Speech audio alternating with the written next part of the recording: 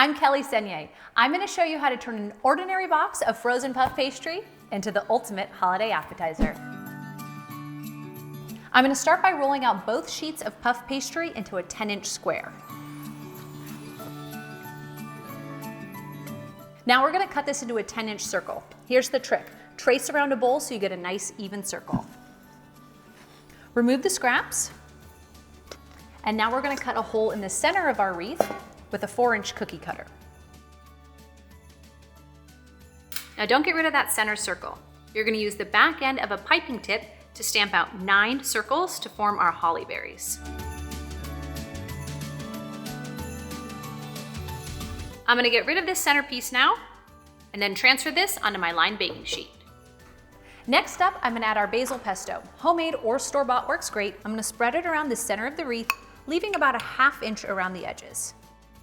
I've rolled out the second sheet of puff pastry and also cut out a hole in the center. I'm going to place it right on top to form our wreath.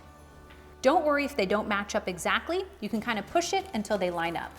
Now I'm going to use my fingers and crimp around the edges to seal the 2 pieces of puff pastry together. Don't forget to crimp the center of the wreath as well.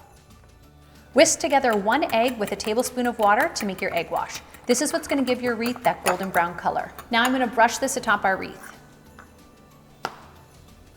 Hang on to that egg wash because we're going to need something to secure those holly berries to the top of our wreath. So now we're going to make the slits to form all of the leaves on our wreath.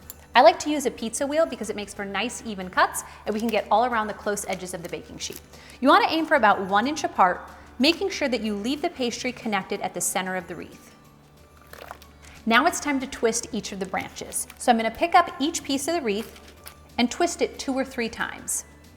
Then place it down and just keep going around the wreath. I like to twist them all in the same direction so that you get a nice even pattern. Grab your egg wash and dip each of the holly berries into the egg wash and then attach them in clusters of 3 around the wreath. Pop this into a 400-degree oven for 20 to 25 minutes just until it's golden brown and puffed. Now it's time for a little Parmesan cheese snow. Then it's onto the serving platter and it's time to dig in. For the full recipe and more pro tips, check out justataste.com.